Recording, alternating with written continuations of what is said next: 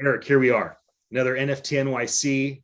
The stuff that you and those that you get to work with is amazing. The consistency of what you've cultivated, both digitally and physically, is it's legendary. I mean, really, in many ways, I feel like in this industry, for those that don't know, you have been a forerunner showing what consistency can do to build mass community, not for the sake of having community, but for the sake of doing good together and collaborating. You and I were just talking and having laughs and enjoying catching up a bit. And one of the things that you talked about is getting unstuck in the industry. Can we just start there? Can you just talk about a few ways that if somebody feels stuck for whatever reason, whether they're new to the game and they hit a roadblock or they've been at it like you and I for several years, what are some ways that people can get unstuck in this industry? Yeah, man. So, when things move at the speed of light, information, finance, etc., we kind of get lost. And I feel that from dial-up to cable to wireless and where we're at now, we used to be in a hurry up and wait world, and now we're in an instant grab microwave society where everything is instantaneous at our fingertips because of things like DoorDash, Uber Eats, Grubhub, Postmates, instant messaging, direct messaging, et cetera, et cetera. And so that is a lot of noise. That is a lot of static. It's very easy to get lost in and then also find yourself feeling a little anxious or overwhelmed. I think three healthy habits to practice if you find yourself in these, I guess, dire straits of writer block or creator block, or even just like existential anything, right? Is really unplugging a little bit. It's okay. Time stops for no one. Things are moving in your sleep. It's not like the stock market that starts and stops. It's not like your work week that starts and stops. It's literally a 24/7, 365 fast-paced machine that nobody's going to get in the way of or has the control to turn off. So I think for one, it's very important for people to be conscious and cognitive of where they're at and where they're going and how to create balance, and to pull back and to recenter is so, so important. So one thing I suggest is a good practice is always to give yourself time to literally just breathe and not have anything on around you. And I take an hour a day to walk, get fresh air and sunlight literally every day, and drink water as the first thing and last thing into my body. So that's one or a few wrapped in it. The second thing too is like, you know anytime that there is a problem, if you look at it as a opportunity, that will get your mind rolling on solutions. And solution based people don't tend to have problems, they have opportunities because they like to look at everything as a challenge. If something isn't up to par or isn't to the standard of your liking, then you can do equal or you can do better. But if you can't, which really shouldn't be a word, but if you can't or feel that you can't, then that means that there's an opportunity to find people who can, and to team up with them and to fix things. There's problems everywhere. Optimization and efficiency is key in so many different areas of life, and it could be the difference of unplugging and and taking a break and revisiting something at a later date. So knowing when to stop and to look at things from a different perspective and a different angle or a different approach will definitely yield really good results with stimulating your brain to helping you get out what you need. And then I guess lastly on getting over blocks, you know this is social media used to bring us together. I think that was like one of the core components to why social media and networking was such a great thing originally. We cultivated communities, we built audiences, we brought our friends and family together, we knew everyone's birthdays, we were able to stay on top of like who's having kids, who's getting married, who started a job, who quit a job, all of these wins, right? And now more than ever, I think it's reversed where social media is pushing us further and further apart. The algorithm is in the way of who we can reach and when we can reach them and how we can reach them. So we kind of have this out of sight, out of mind situation going on where we're losing contact and connection to people we really fucking care about. So for me personally, one way that I've managed to get over the block of like I'm losing people that I really care of my core audience is really double tapping and spending like a few days a week, just going through your Rolodex and going through your contacts and seeing if you can catch up with people IRL or over the phone or through a Zoom or a Hangout or Twitter Space or Clubhouse, whatever it is. But take a little time and put aside a few names of people that you haven't spoken to in a while. And just by being able to play catch up will innately restore and re-spark the opportunity for growth. And you never know what's going to come with that. So that's a good way of like getting rid of the smoke screen / wall that a lot of us face in this high powered, fast paced environment where it's very easy to just float away and not come back, So to summarize your three things, because I think it's really important that people take time to listen and try to apply one or all three of these, right? So for one, it's unplugging. And that can look a million ways, but the point is for you to dismantle yourself from the nonstop black hole that is just the world, in at least the first world, right, where we're all from. Most folks watching this. The second is just to be, mindful of, we have all these different things that are pulling at us, and it's not necessarily connecting us, right? So we're not necessarily being connected just because of social media. And so you talk, hey, who can you reach out to? Make a phone call, send a text, jump on Zoom. It's funny, I had just I went through my cards. I'm like, who have I not talked to in a while that I need to? And I just set this on my desk as my thing I'm going to accomplish this week. I'm going to contact some friends. There you go. We're on the same page. I'm right. Great minds, we're here. Right. I got two phones too. Okay. Two phones, stack of business cards. We're ready to connect. The network one is never enough. One of the things I wanted to ask you about is, what are you excited about in Web3? And I want to have you answer this in alignment with who you've always been that I've seen, which is, you're really vulnerable.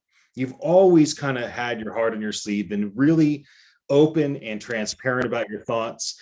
And I think that sometimes our vulnerable, transparent, authentic thoughts can lead toward the things that we're frustrated about. And of course, I skipped over one of your three things, right? Don't see things as problems, see them as opportunities. And so when you look at Web3, you say, okay, what am I excited about? I'd love to hear some passion around the things that you're most optimistic about right now in the industry. Yeah. I mean, there's a lot, I think there's a huge opportunity that we've really not had the chance to uncover or explore our curiosity with in Web 2 that is in Web 3. And I don't think it's this ominous, shady, dark web stigma. I think it's a bright road of like just really incredible, eclectic and diverse use cases that we've not really had a chance to partake in before. So, NFTs can touch the industrial, non-fashionable, but very functional side of things like VIN numbers and social security numbers and so much more, right?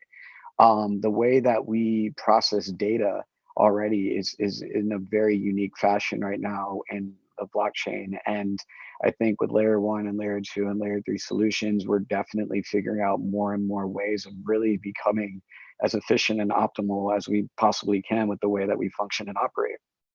So with that, there's a lot of people that see that opportunity and feel that they need to guard it and protect it and lock it and add some form of gatekeeping and really keep people away from it so they can keep it to themselves, which I think is like a very narrow-minded, greedy, egotistical mindset.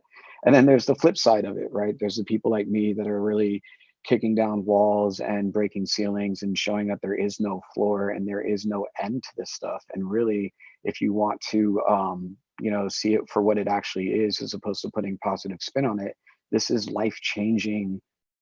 This is a life-changing toolbox. The Web3 toolbox has some really profound and extremely powerful and potent tools for us to use. Now, if you put a hammer on somebody's doorstep and they choose to build a house with that, or they choose to smash windows up with it, that's up to them. So at the end of the day, NFTs are just another vehicle in the Web3 toolbox for us to utilize. But I look at all the different circles and all the different roads that I'm in. from art to music to fashion to gaming to tech to sports to all of it. And I see how it can touch, almost with like a magic wand Midas touch approach. It can touch different weak points or hot buttons with all of these different industries and really help us redesign, redefine, and recreate a better future through different alternative and healthier approaches to operating. So I guess to reel it back in, um, I see how between tokenomic systems and smart contracts and self-sovereignty and ownership, there's infinite opportunities at play for really, really, really showing and proving what this technology can do to reinvent the wheel and just make for a much more fair and equitable world. Um, I see multi-sig wallets being used for redistribution of wealth to marginalized communities in third world countries. I see how instead of having to lean on institutional investment and capital and ways of getting, like, there's just so much. Literally, it could be a 1 hour keynote by me. But yeah, it's just I'm excited and I'm pumped up to really continue to chipping away at the iceberg and showcasing like, yo, like, please, if you don't want to adopt this now, check in with me 3 months or 6 months or a year from now, and I'll try again to get you into this, because it's not a Ponzi, it's not an MLM. I'm not trying to give you pump and dump and rug pull projects. I'm not trying to sell you a DAO. I'm literally trying to help as many people as possible understand the value that is in existence right now with all of this stuff. And it's really incredible, and it should be inspiring for a lot of builders and engineers and creators of tomorrow, you know? Absolutely. What about diversity? What are your thoughts? I feel like because Clubhouse invited this global community, you've done things as extensive that you're talking about, where you have English and Korean at the same time. So you're able to bridge the gap and create diversity in these audio rooms. When you think about the diversity that you saw in Clubhouse, and then as you've seen it develop in the NFT industry, what are some bright spots in terms of the diversity of projects, and what are some concerns, or like, hey, I'm not sure if anybody realizes, but like, there's a missing gap here, and this, Yeah, or these things don't exist. There's a lack of diversity across the industry because this isn't right. happening. So where are things that you're like encouraged by, and where are things you think that there's room for growth? Yeah. I'll start with the negative because I'd like to end with something positive. I think like one very obvious thing is like, the industry is very male dominated. This is considered to be like a $10 trillion industry in the next 5 years, and over 75% of the participants are male, which is fine, but also not. I think there's room for all of us at the table, and I'm about building longer tables and lower fences or no fences at all.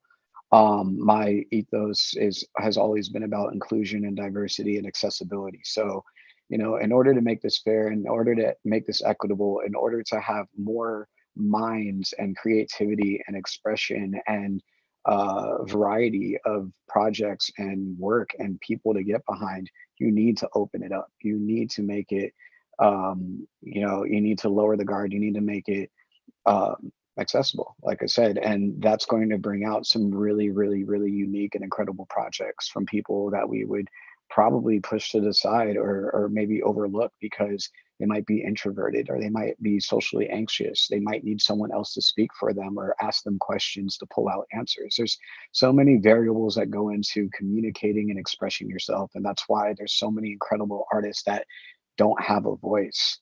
And now, for once, they finally have a voice and they have an opportunity to get paid for that voice, even if it comes in the medium of expression of oil painting, illustrations, CGI, 3D art, building metaverses, whatever it may be. So I think just breaking up the monotony a little bit and making normalizing diversity and inclusion and accessibility that should be a thing. I think there's a very, very bright thing at the end of the tunnel attached to doing that. And I am welcoming and all encompassing of allowing all of those individuals to come in, whether of color, background, race, creed, whatever it is. I think this should be open to everyone.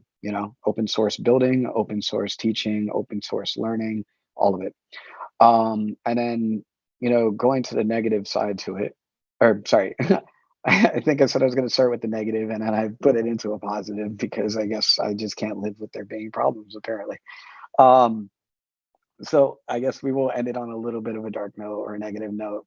If we need to end it, we can spin it back up, right? The So the art, right? You can't spell heart or start without art. Art is in the middle, art is at the core, art brings it together, right? Now, marketplaces need product. If that product is art, then without the artist, you have no product. And without no product, you have no consumer. And without no consumer, you don't have a marketplace. And if you don't have a marketplace, then you don't have commerce. And if you don't have commerce, then you have a bunch of abandoned malls, right? We've already been through this process. We've seen brick and mortar turn to e-commerce. We've seen e-commerce turn into individual standalone websites. We've seen the template builders of Wix and Squarespace and et cetera, et cetera. So we've done it all before. We've seen it all before. I don't understand why we are repeating the mistakes of yesteryear and yesterday and bringing them into Web3 with us. Platforms need to be mindful that just by highlighting a few artists on their homepage, that's not doing the work. Just by building something for people to use to create a different opportunity for themselves is not enough.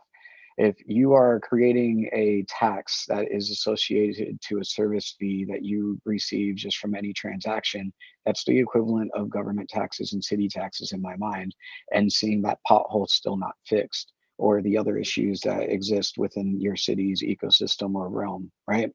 So I think that all of these platforms and the wallets and so on and so forth and projects, they all need to have some form of roundtable quarterly at some capacity to understand what the Achilles heels are, what the problems are, what the growing pains are that they're all dealing with, regardless of the competition nature, the competitive nature of business to business. But figure that out and then also figure out a way of redistributing wealth back into the ecosystem, back into the hands of the artist, because typically when you invest in artists, they invest in themselves. When you invest in businesses, they invest in themselves.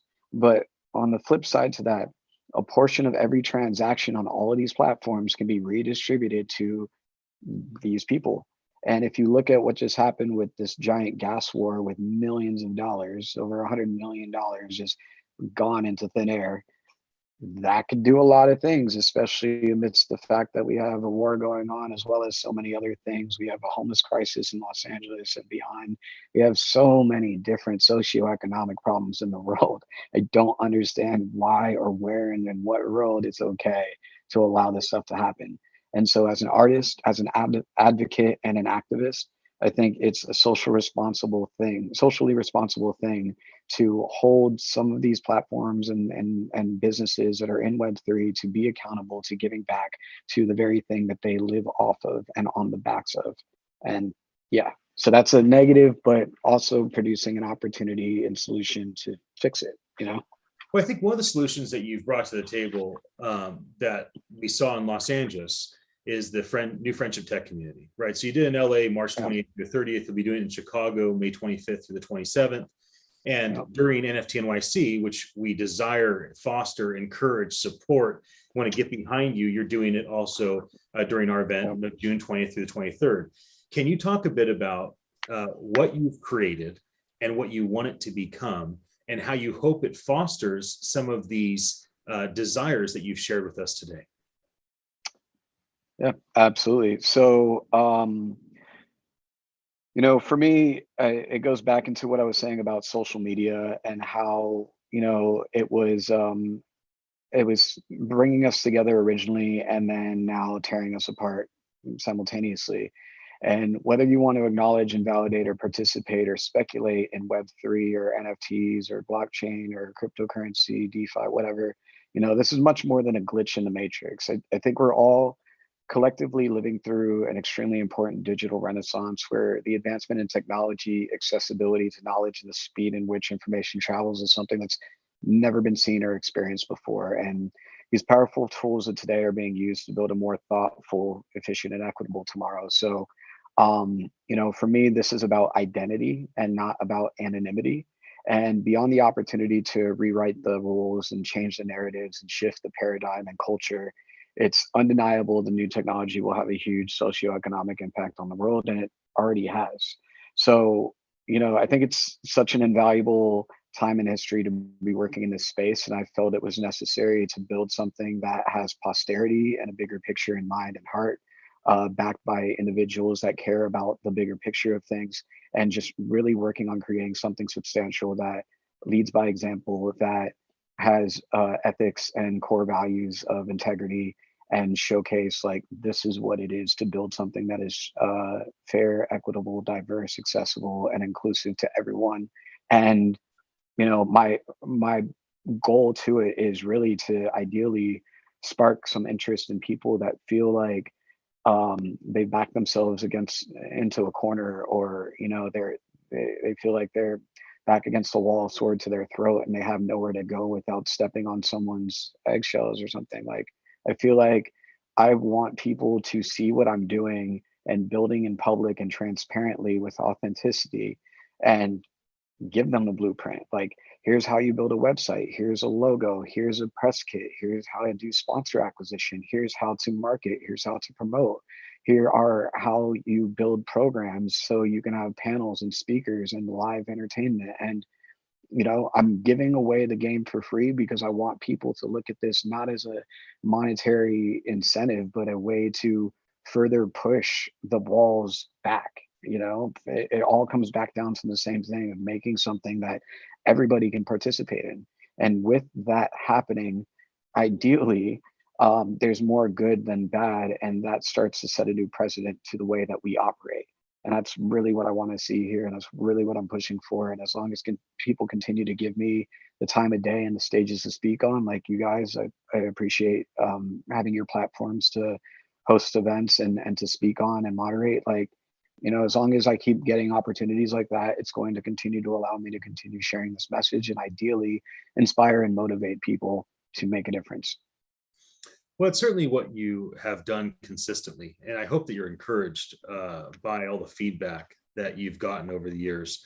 I remember at NFT.NYC this last November, you emceed the Edison Ballroom for a day, and I just remember getting so much feedback from people like, man, I didn't want to leave. I wanted to go to this thing, but like I was just vibing with Eric, and he was inspiring me, and he created space. So I think one of the things that you do at events, Eric, is that our event, NFT.NYC, we give you a platform. We say, hey, why don't you come speak? Why don't you come MC, be a part of the leadership team and help us create what this can be? And then we create a platform for you, but then out of that platform, you create your own version of that platform and invite people into the culture that you bring to stage.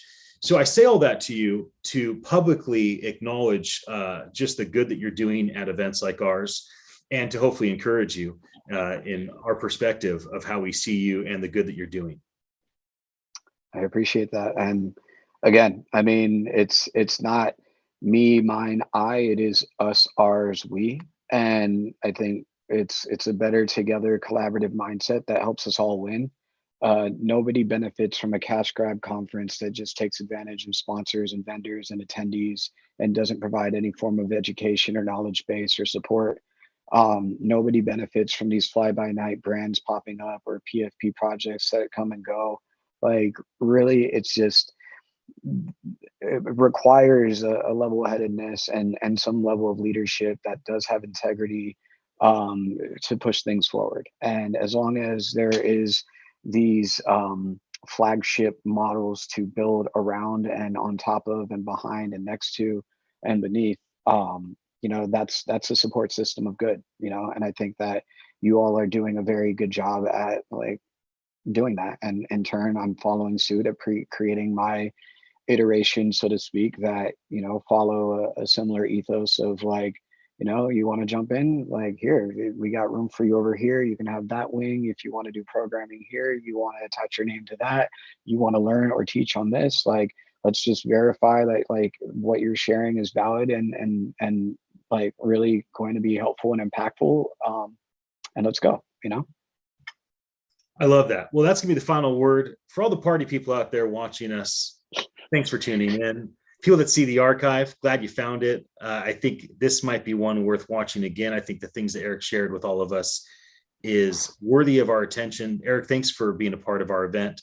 I don't just look forward to seeing you in New York and what you're going to do to participate with us, but just the stuff that you're doing physically, IRL, the stuff that you're doing digitally. I think in many ways, your friends and your peers, we look at you and we go, okay, that's how you do it right. That's all right. All right. There's an example to follow. So thank you for that. And I look